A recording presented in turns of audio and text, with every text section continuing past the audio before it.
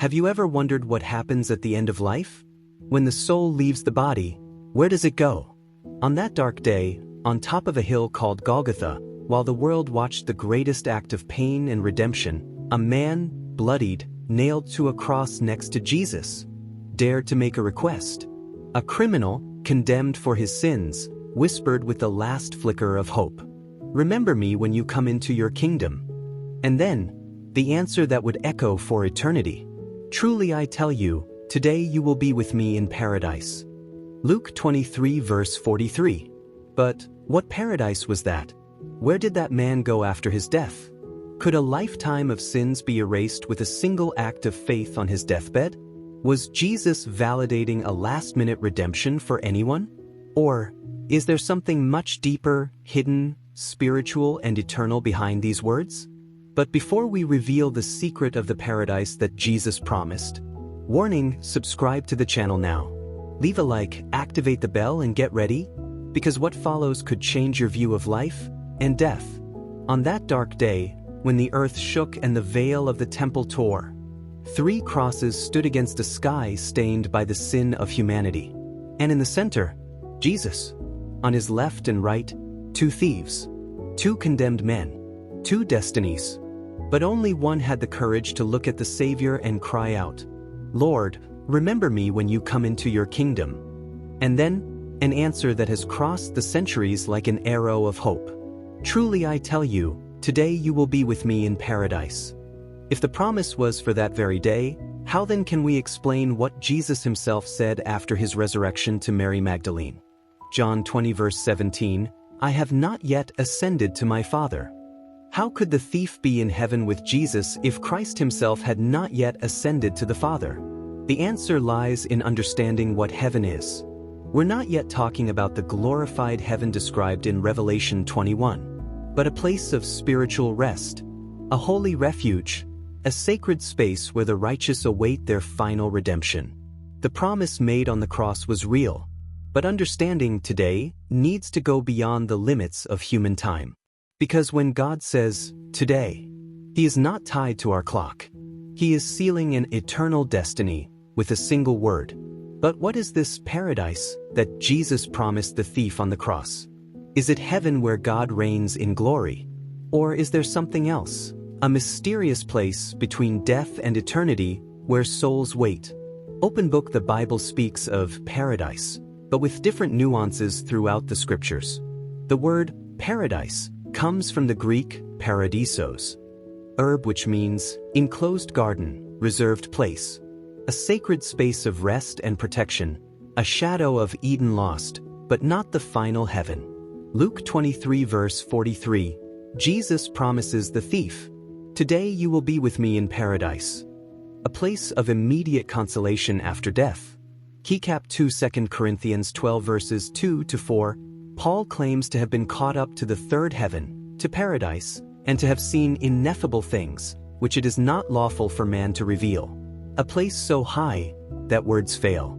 Keycap 3 Revelation 2 verse 7, Jesus promises the overcomer that he will eat from the tree of life in God's paradise.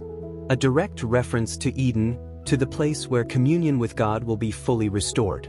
But the most surprising thing is that none of these passages describe paradise as the glorified heaven of Revelation 21, where there will be no more pain, no more death, no more tears. This paradise seems to point to an intermediate state prior to the resurrection of the bodies and the final judgment. Like the bosom of Abraham in the parable of the rich man and Lazarus in Luke 16 verse 22. Lazarus is taken by the angels to Abraham's bosom, while the rich man goes to a place of torment. 2 different spiritual places where souls await the fulfillment of eternity. Balance scale, one side is consolation, fire the other is torment, and that changes everything. The thief, then, was taken to this place of consolation, this paradise, where he found rest and spiritual communion with Christ. Not in the consummated heaven, but in an anteroom of glory, where the redeemed await the great day of the final resurrection. The paradise promised to the thief was not the glorified throne of Revelation, but a refuge between worlds, where souls washed by faith rest in the shadow of the Most High, until the new heaven and the new earth are finally revealed. Milky Way a real place, but still transitory, like a sanctuary between the fall and the final redemption. Few words of Jesus have caused as much discussion as this one. Truly I tell you, today you will be with me in paradise. But what if it all depended on a comma? A simple punctuation mark, absent from the original Greek text, that could completely transform the meaning of the promise. In ancient Greek, there were no commas or punctuation as we know them today. The way we divide sentences was defined centuries later, and this generates two possible readings. 1. Truly I tell you, today you will be with me in paradise. Jesus would be saying something like, today I am promising you this, but without necessarily stating that entry into paradise would be immediate. In this case, today reinforces the solemnity of the moment, but leaves open when exactly the thief would enter paradise. Truly I tell you, today you will be with me in paradise. Emphasis on immediate fulfillment. Jesus would be saying that on that very day, the thief would be welcomed to his side. But what is the correct reading? The answer isn't just theological, it's existential, because that comma reveals more than grammar. It leads us to ask, backhand index pointing right, when does eternity begin for a saved soul? Regardless of the comma, the essence of the sentence is total trust in what Christ declares. Jesus was not giving a formal theological explanation. He was standing in front of a dying man, crying out for mercy, and with a few words, he offered the certainty of salvation. The time didn't matter. The promise mattered. In the end, the comma may not change what matters most, because the real mystery is not in the when, but in the fact that there was a promise, and that promise was sealed by the Son of God himself, with blood, with pain, and with enough love to reach even a dying thief and offer him paradise. While the world spins between promises of tomorrow, the Bible whispers something more urgent, something non-negotiable. Today, if you hear his voice, do not harden your hearts. Hebrews 3 verse 15. For the thief hanging next to Jesus, there was no tomorrow. His life had been marked by wrong choices, crimes, pain, and contempt. But in that last breath, he dared to believe. He dared to ask. And Jesus answered, today you will be with me in paradise. Candle, was it the end of everything, or the beginning of eternity? This, today, is not just a detail in the biblical text.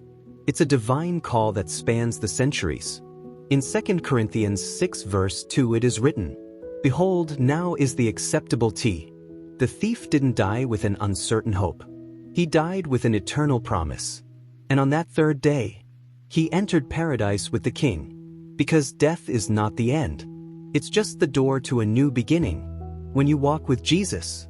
If you're looking to understand the mysteries of the Bible, subscribe to the channel, leave a like and share this video with someone who needs to know the truth. Here, we dive into the spiritual depths of the Scriptures.